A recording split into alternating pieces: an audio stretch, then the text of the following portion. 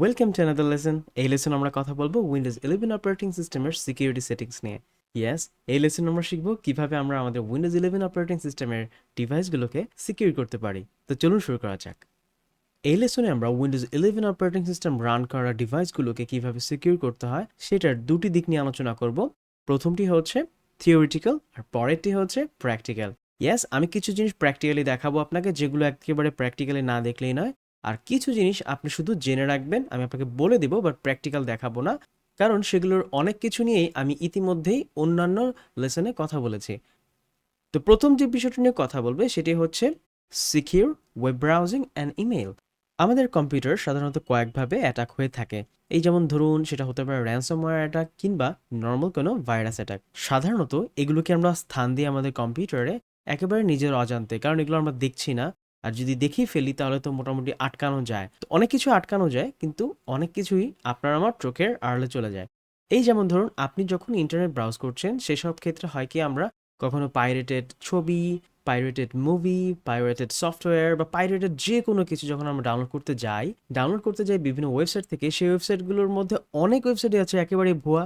ওদের কাজই হচ্ছে অ্যাড থেকে রেভিনিউ জেনারেট করা।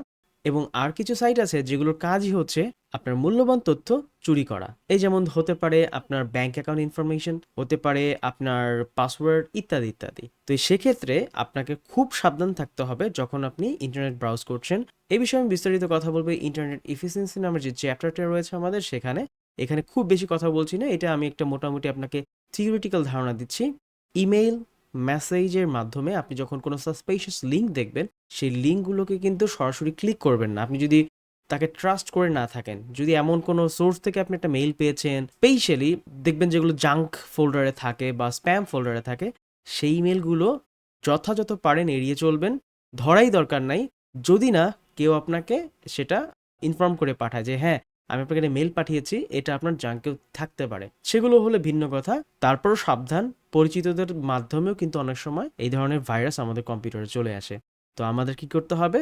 আমাদেরকে সিকিউরভাবে ইন্টারনেট ব্রাউজিং করতে হবে, বুঝে শুনে জিনিসপত্র ডাউনলোড করতে হবে ইন্টারনেট থেকে, এবং সেই সাথে মেসেজের মধ্যে লিঙ্ক আদান প্রদানের ক্ষেত্রেও খুব সাবধান থাকতে হবে। স্পেশালি আপনি যখন লিঙ্ক পাচ্ছেন তখন খুব না বুঝে আপনি কিন্তু ক্লিক করবেন না। এবং ইমেইলে একটা জিনিস আমি শুধু বলে রাখবো, এই যেমন ধরুন অনেক সময় ফেসবুক থেকে মেইল পাঠায় কিংবা মেসেজ পাঠায় যে আপনার অ্যাকাউন্ট ব্লক হয়ে গিয়েছে, ঠিক অনেকটা বিকাশের মতো। আমি বিকাশ থেকে নাহিদ বলছি, আপনার অ্যাকাউন্টটা বন্ধ হয়ে যাবে, এই টাইপের যেমন কথাবার্তা বলে, একেবারে সেম ভাবে ইমেইলেও কিন্তু এই ধরনের অ্যাটাক হয়। জাস্ট একটা লিঙ্ক দিয়ে দিবে, আপনি লিঙ্কে ক্লিক করবেন, সাড়ে সর্বনাশ হয়ে যাবে। সো আমাদেরকে এগুলো থেকে একেবারেই সাবধান থাকতে হবে। খুব সাবধানে আমরা ইন্টারনেট ব্রাউজ করবো এবং ইমেইল কিংবা মেসেঞ্জার অ্যাপগুলো ইউজ করব।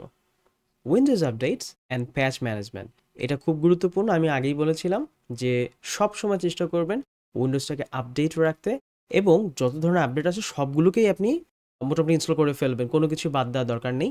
এতে করে যেটা হবে, মাইক্রোসফট কিন্তু লার্ন করছে নতুন নতুন ভাইরাস সম্পর্কে, তারা জানতে পারছে যে আচ্ছা এই ভাইরাসটা এইভাবে কাজ করে। তাদের কিন্তু এরকম একটা আলাদা ডিপার্টমেন্টই আছে যারা ভাইরাস বা ম্যালওয়্যার নিয়ে স্টাডি করে বা হচ্ছে রিসার্চ করে এবং ডেভেলপ করে কিভাবে সেগুলোকে আটকানো যায়, এই ধরনের স্ট্র্যাটেজি ডেভেলপ করে তারা। এর জন্যই দেখবেন যে সবসময় বলবে যে ভাইরাস ডেফিনেশন আপডেট। তার মানে কি? ভাইরাস ডেফিনেশন কি? একটা ম্যালওয়্যার বা ভাইরাসকে চিনতে হলে ওকে আগে শেখাতে হয় এই উইন্ডোজ ডিফেন্ডার নামের যে আমাদের সিকিউরিটি সফটওয়্যারটা রয়েছে তাকে, এগুলো এগুলো ভাইরাস আর এগুলো এগুলো সেফ। এটা মাইক্রোসফট কন্টিনিউয়াসলি করতে থাকে। এই যে সিকিউরিটি আপডেটটা এই জন্যই গুরুত্বপূর্ণ। দেখবেন যে পুরোনো ভার্সনগুলো, যেমন উইন্ডোজ 7-এর সিকিউরিটি আপডেট বন্ধ হয়ে গিয়েছে, উইন্ডোজ 10-এর সিকিউরিটি আপডেটও বন্ধ হয়ে গেছে। তো যার কারণে হয় কি, যে এগুলো থেকে আর নতুন করে সিকিউরিটি আপডেট পাচ্ছেন না। আর যখন আপনি সিকিউরিটি আপডেট পাবেন না, তার মানে মোটামুটি ধরে নেন যে কোনো সময় কিন্তু আপনার কম্পিউটারের মধ্যে ভাইরাসের অ্যাটাক হতে পারে, আপনি কিন্তু যে কোনো মুহূর্তে বিপদে পড়তে পারেন।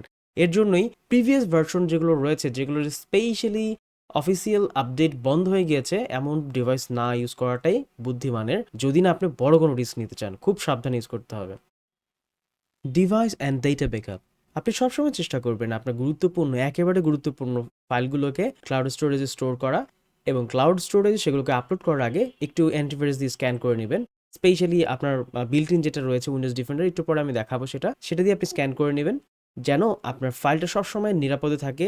ইন ফিউচার যদি আপনার কখনো ভাইরাস অ্যাটাক হয়েই যায়, আপনি যেন অন্তত হাঁপ ছেড়ে বাঁচেন যে না, ঠিক আছে, অন্তত আমার গুরুত্বপূর্ণ ফাইলগুলোর কিছু হয়নি। এবং হতে পারে আপনার অনেক ফাইল চলে যাবে, কিন্তু খুব সাবধানে থাকতে হবে। এই ধরনের র্যানসমওয়্যার অ্যাটাক এবং বিভিন্ন ধরনের কিন্তু ভাইরাস অ্যাটাক হয়। আপনি জানতেও পারবেন না যে কিভাবে এগুলো আপনার কম্পিউটারে চলে এলো। তাই আমি বলবো সবসময় আপনার গুরুত্বপূর্ণ ফাইলগুলোকে ব্যাকআপ করে রাখবেন। Firewall and network security. আমি ইতিমধ্যে ফায়ারওয়াল কিভাবে ইউজ করতে হয়, কিভাবে আমরা একটা অ্যাপকে অ্যাক্সেস দিব বা দিব না সেটা কন্ট্রোল করে দেখিয়েছি। তাই এই লেসনে আমি এটা নিয়ে কথা বলবো না, যেহেতু এটা একটা সিকিউরিটি কনসার্ন। আর তাই আমি আপনাকে বলে রাখলাম কিভাবে আপনি আপনার কম্পিউটারকে সেফ রাখবেন এই ফায়ারওয়াল এবং নেটওয়ার্ক সিকিউরিটির মাধ্যমে। সাধারণত হয় কি, আপনি যখন কোনো একটা আননোন সফটওয়্যার ডাউনলোড করবেন বা ইনস্টল করবেন, সেগুলোর মধ্য থেকেও কিন্তু ইন্টারনেটের মাধ্যমে আপনার কম্পিউটারে ম্যালওয়্যার প্রবেশ করতে পারে। তাই চেষ্টা করবেন যেসব সফটওয়্যারগুলোর ইন্টারনেট অ্যাক্সেস একেবারেই দরকার নেই, সেগুলোর ইন্টারনেট অ্যাক্সেস ফায়ারওয়ালের মাধ্যমে বন্ধ করে দেবেন। তবে সেফ এবং পপুলার অ্যাপগুলোর ব্যাপারে আপনি এই ব্যাপারটা ছেড়ে দিতে পারেন, যেভাবে আছে সেভাবেই। এই যেমন অ্যাডোবির কোনো প্রোডাক্ট কিংবা মাইক্রোসফটের কিংবা গুগলের, এই যাদেরকে আপনি ট্রাস্ট করতে পারেন তাদের ছাড়া বাকি সবগুলোকে আপনি একটু সন্দেহের চোখে দেখবেন, যদি না সেটা মোস্ট পপুলার হয়। এখন যে সেটিংসটি দেখাবো আপনাকে সেটা কিন্তু সরাসরি আপনার ভাইরাস বা অ্যান্টিভাইরাসের সাথে জড়িত না। এটা হচ্ছে মূলত আপনার ডিফারেন্ট লেভেলের সিকিউরিটির কথা বলছি। ধরুন আপনার কম্পিউটার কখনো যদি চুরি হয়ে যায়, আপনি সেটা কিভাবে খুঁজে পাবেন? যদি ফাইন্ড মাই ডিভাইস অপশনটা অন থাকে তাহলে লিটল বিট চান্স থাকে যে আপনি চাইলে একটু দেখতে পারেন ম্যাপের মধ্যে যে কোথায় আসলে এটা আছে। সবসময় কাজ নাও করতে পারে, কারণ যে চোর সে হয়তোবা প্রথমে যদি ঢুকতে পারে সামহাও ওই আপনার কম্পিউটারের মধ্যে, তাহলে কিন্তু প্রথমে যে কাজটা করবে ফাইন্ড মাই ডিভাইস এই অপশনটাকে অফ করে দেবে। তো চলুন আমরা দেখি কিভাবে আমরা এই সেটিংসটাকে অন করে দিতে পারি। প্রথমে আমরা চলে যাব সেটিংসে, সেখান থেকে ফাইন্ড মাই ডিভাইস। এই দেখুন আমারটা অন করা আছে, সো আপনি এটাকে অন করে দিবেন। তবে বলে রাখছি এটা কিন্তু লোকেশন সার্ভিসের উপর ডিপেন্ড করছে। যেহেতু এটা আমার ডেস্কটপ, সো এটা নিয়ে খুব বেশি একটা ভয়ের কিছু নেই। তবে ল্যাপটপ হলে অবশ্যই চেষ্টা করবেন এই অপশনটা অন করে রাখতে। Windows defender and antivirus solutions. এখন আমরা কথা বলবো একেবারে মূল বিষয় নিয়ে, আর সেটি হচ্ছে কিভাবে আমরা উইন্ডোজ অপারেটিং সিস্টেমে থাকা ডিফল্ট অ্যান্টিভাইরাস, যাকে আমরা বলি উইন্ডোজ ডিফেন্ডার, সেই অ্যাপটি ব্যবহার করে আমাদের ডিভাইসকে সিকিউর রাখতে পারি। তো চলুন দেখি। আপনি যখন হোমে চলে আসবেন তখন দেখবেন রিকমেন্ডেড সেটিংসে উইন্ডোজ সিকিউরিটি থাকতে পারে। যদি না থাকে কোনো সমস্যা নেই, এখানে থাকা দরকারও নেই। আপনি চলে যাবেন প্রাইভেসি অ্যান্ড সিকিউরিটিতে, এই অপশনটাতে ক্লিক করবেন। এরপরে দেখতে পাচ্ছেন উইন্ডোজ সিকিউরিটি, এখানে ক্লিক করবেন। তারপরে দেখুন চলে এসেছে এক গাদা সেটিংস। সো আমরা এখান থেকে কিছুই করব না, আমরা ডিরেক্টলি এই যে ওপেন উইন্ডোজ সিকিউরিটি এটা ক্লিক করব। দেখুন একটি স্ট্যান্ড অ্যালোন অ্যাপ্লিকেশন ওপেন হয়ে গিয়েছে, অর্থাৎ আলাদা একটা অ্যাপ্লিকেশন ওপেন হয়ে গিয়েছে। সো আমি সেটিংসটা ক্লোজ করে দিচ্ছি এবং এই বিষয়টা নিয়ে এখন কথা বলবো। প্রথমে আমরা হোমে দেখতে পাচ্ছি সিকিউরিটি একেবারে অ্যাট এ গ্ল্যান্স। এখানে আমি দেখতে পাচ্ছি বেশ কিছু অপশন। তার মধ্যে রয়েছে virus and threat protection, account protection, firewall, এই যে অ্যাপ অ্যান্ড ব্রাউজার, তারপর হচ্ছে ভাইরাস অ্যান্ড থ্রেট প্রোটেকশন এবং অ্যাকাউন্ট প্রোটেকশন। এইগুলো যদি অন না থাকে কোনো একটা, আপনি অন করে দেবেন সিম্পলি টার্ন অনে ক্লিক করে। যেহেতু আমার এখানে ব্লুটুথ নেই, তাই আমি চাইলেও এটা টার্ন অন করতে পারবো না, বাট এছাড়া অন্য কিছু যদি এরকম থাকে আপনি টার্ন অন করে দেবেন, এই যেমন অ্যাপ অ্যান্ড ব্রাউজার কন্ট্রোল। ওকে, আচ্ছা, এবার আমি একটা একটা করে যাচ্ছি। দেখুন এইগুলো সব কিছুই কিন্তু এই বাম দিকেও আছে। দেখুন এই যে ভাইরাস অ্যান্ড থ্রেট প্রোটেকশন, এটা এখানেও আছে, এখানেও আছে।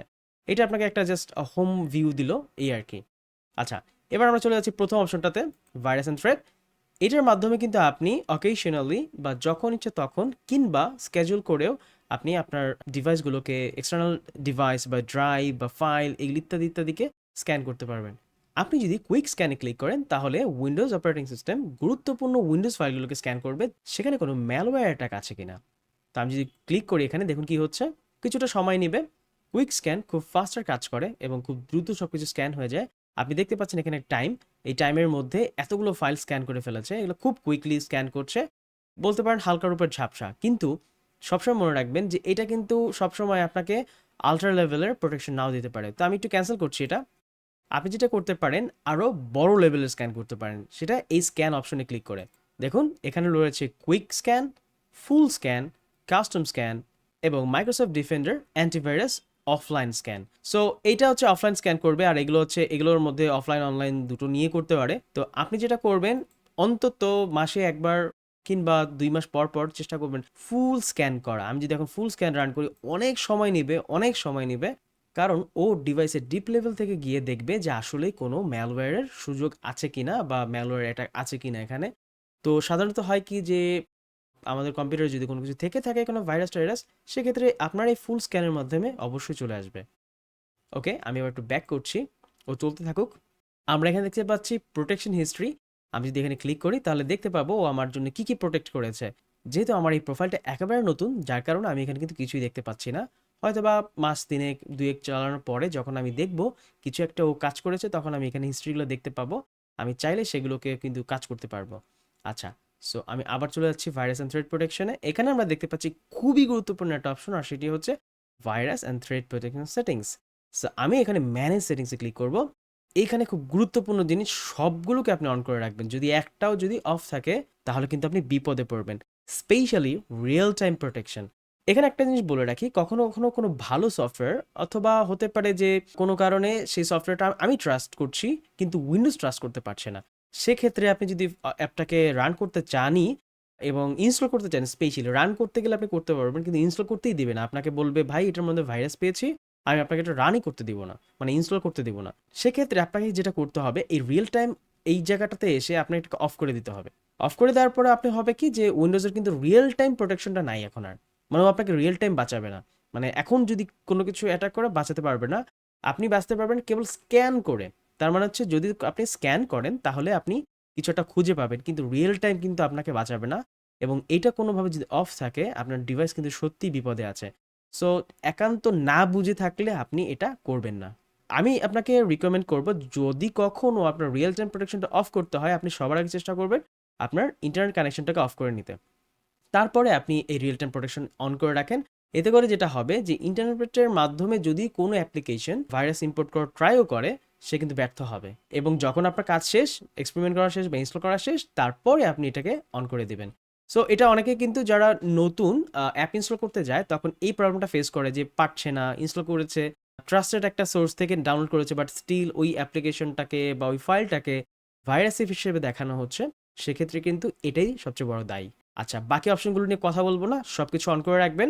এইখানে একটা ব্যাপার একটু বলে রাখি, সেটা হচ্ছে যখন আপনার এই রিয়েল টাইম প্রোটেকশনটা অন করেছেন তারপরেও এটা সাথে সাথে খেয়ে ফেলছে, মানে এটাকে রান করতে দিচ্ছে না, আপনি তখন করবেন কি, ওই অ্যাপ্লিকেশনটাকে এক্সক্লুশনে ফেলে দিবেন। যে ভাই এটাকে আমি বিশ্বাস করি, তুমি এটাকে স্ক্যান করো না বা এর এর সাথে তুমি মেস আপ করতে যেও না।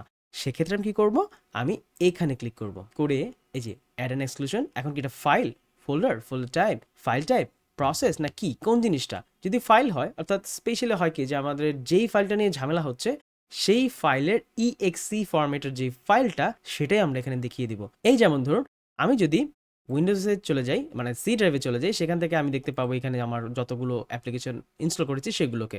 তো যদি কখনো এমন মনে হয় যে ধরুন এই যে মজিলা ফায়ারফক্স, ধরুন এটার মধ্যে কোথাও একটা ঝামেলা হচ্ছে, এটা কোনো কারণে চালাতে দিচ্ছে না আমাকে, তো আমি যেটা করব, এই ফায়ারফক্স ডট ইএক্সি, হ্যাঁ, যে কোনো অ্যাপ্লিকেশনের হয় কি যে ওই অ্যাপ্লিকেশনের নাম ছোট হাতের এবং ডট ইএক্সিটা থাকে। এখানে ডট ইএক্সি কিন্তু আরও থাকতে পারে মাল্টিপল, আমি দেখাচ্ছি আপনাকে। এই দেখুন এটাও ডট ইএক্সি, এটাও ডট ইএক্সি, কিন্তু এগুলো না, একেবারে ওই অ্যাপ্লিকেশনের নাম এবং ডট ইএক্সি, এই যেটা। তো আমি যদি এখন এখানে ক্লিক করি তাহলে যেটা হবে দেখুন, এই যে এই ফাইলটা কিন্তু এখন এক্সক্লুড হয়ে গেছে। তার মানে ও 7 খুন করলেও মাপ। আপনার ওর মধ্যে যদি কোনো ভাইরাস থেকেও থাকে, উইন্ডোজ বলবে যে ঠিক আছে, ওকে তো মাফ করে দেওয়া হয়েছে, ওকে স্ক্যান করাও দরকার নাই, ওকে ধরাও দরকার নাই, ও যা ইচ্ছে তাই করুক। আপনি একেবারে না বুঝলে আপনি এটা করতে যাবেন না। যদি বোঝেন যে হ্যাঁ কোনো একটা জিনিস ঠিক আছে, ভাইরাস নেই, ফলস রিপোর্ট মনে হচ্ছে আপনার কাছে, আপনি যেটা করতে পারেন এক্সক্লুড করে দিতে পারেন। ওকে, আমি আপাতত রিমুভ করে দিচ্ছি, ব্যাকে আসছি।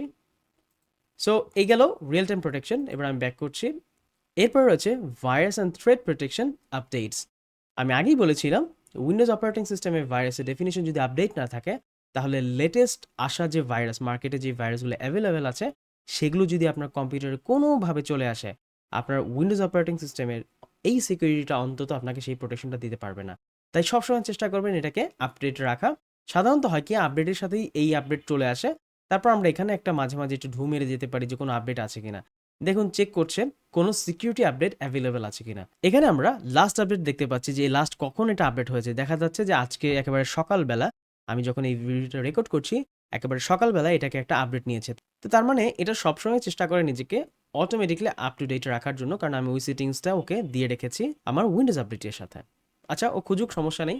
আমি আপনাকে দেখিয়ে দিলাম কিভাবে করতে হয়। যদি আসে কিছু আপনি তখন করবেন কি, আপডেট দিয়ে দিবেন, দ্যাটস ইট। ওকে, এরপর রয়েছে ransomware protection.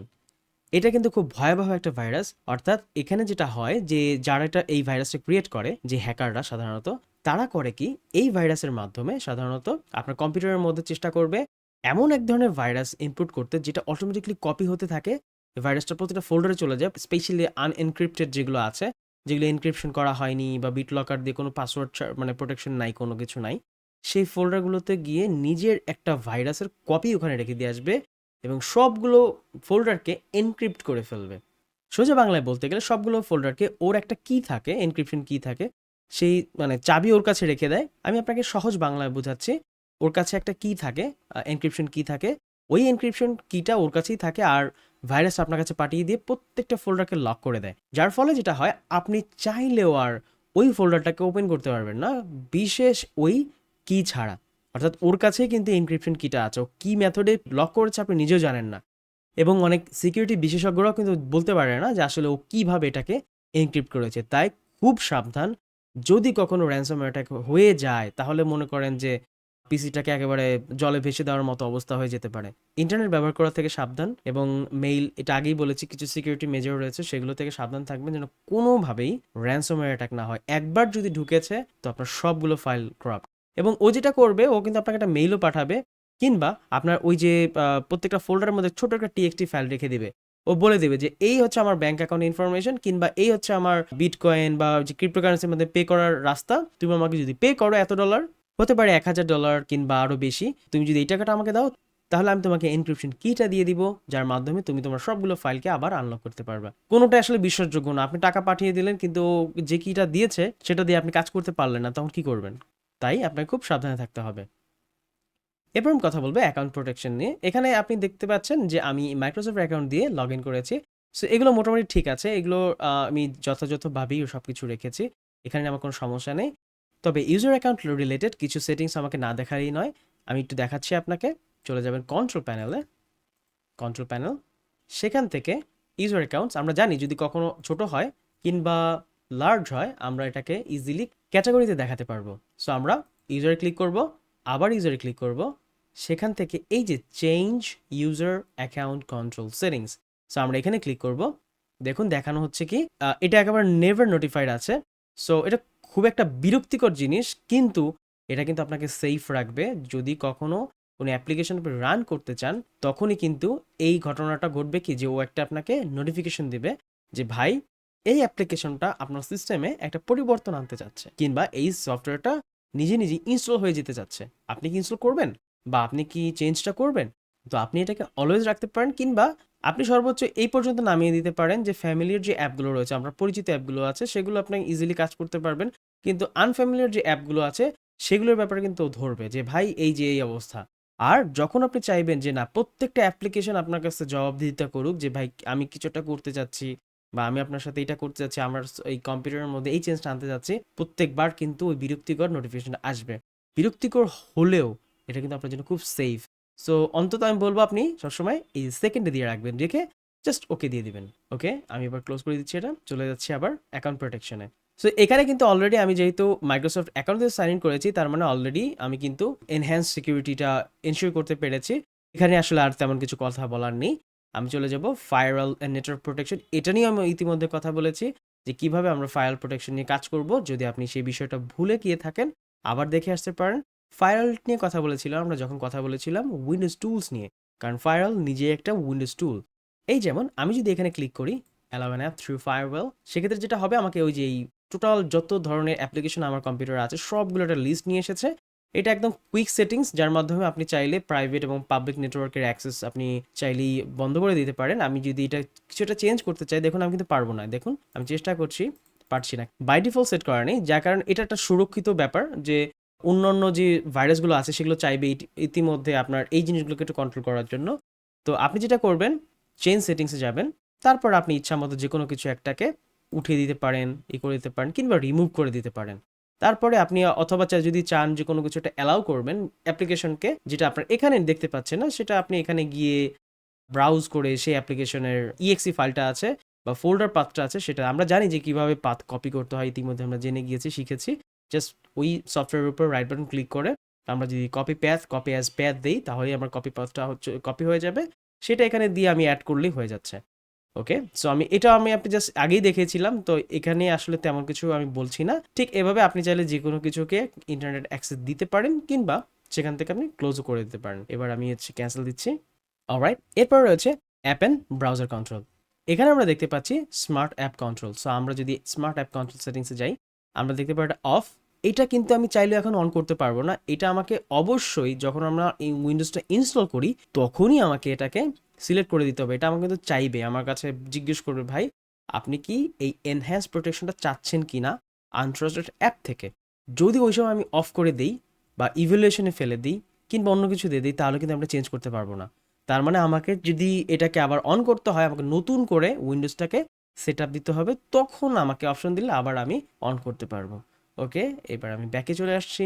Reputation based protection, এটা খুব গুরুত্বপূর্ণ একটা ব্যাপার। আমি যদি এখানে ক্লিক করি, এই যে যেখানে, এখানে আপনি যদি দেখেন যে কোনো একটা সেটিংস আনটিক দেওয়া আছে, ঠিক যে এরকমভাবে সাথে সাথে আপনি টিক দিয়ে দিবেন। আপনি একটা কিছুকেও লেফট রাখবেন না, সব কিছুকেই আপনি এখানে অন করে দিবেন, তাতে করে আপনার এনহ্যান্স সিকিউরিটিটা নিশ্চিত করা যাবে। ওকে, ঠিক আছে, এবার আমি ব্যাক চলে আসছি। এরপরে রয়েছে আইসোলেটেড ব্রাউজিং, যেটা খুবই অ্যাডভান্স লেভেলের একটা ফিচার। আমি সংক্ষেপে বলছি এর কাজটা কি।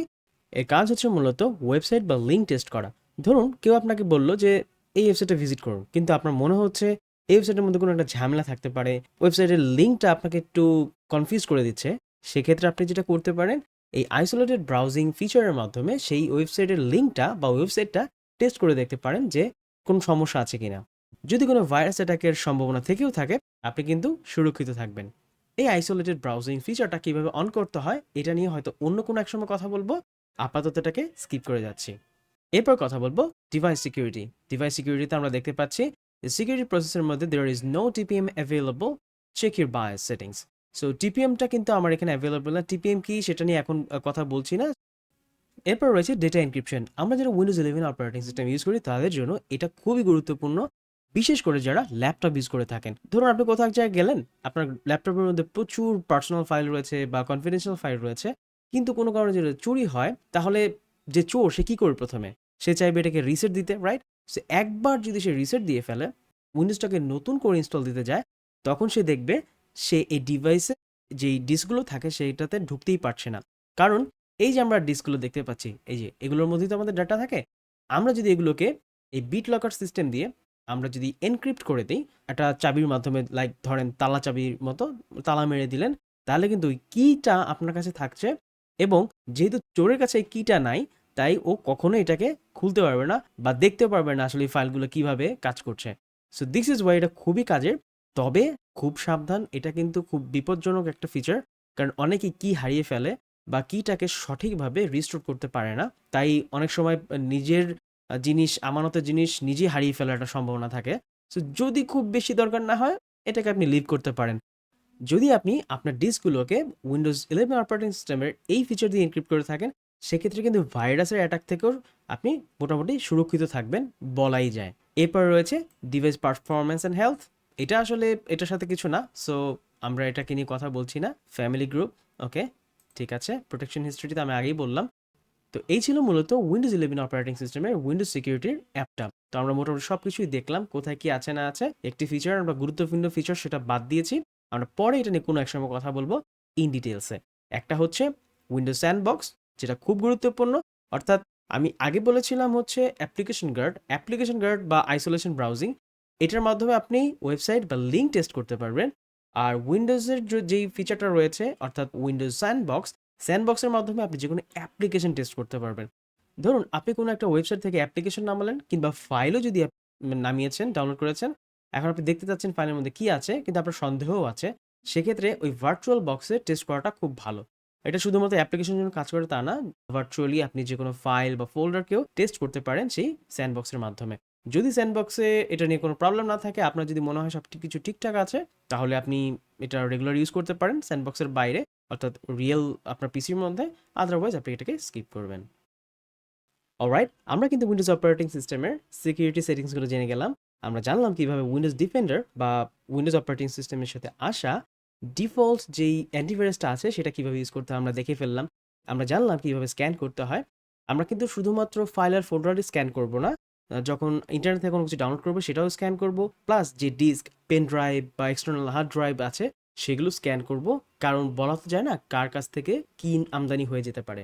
এবং সবসময় আমরা সিকিউর ব্রাউজিং এবং ইমেইল সার্ফিংয়ের ব্যাপারটা সচেতন থাকব, আমরা যেন ভুলভাল ইমেইল বা সন্দেহজনক ইমেইলে ক্লিক না করি।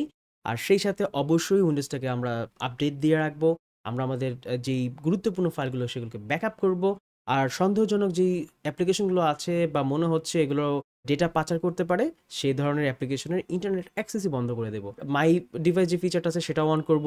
আর উইন্ডোজ অপারেটিং সিস্টেমের যে ডিফল্ট বললাম যে অ্যান্টিভাইরাস, সেটা দিয়ে নিয়মিত আমরা আমাদের অপারেটিং সিস্টেমকে সুরক্ষিত রাখবো।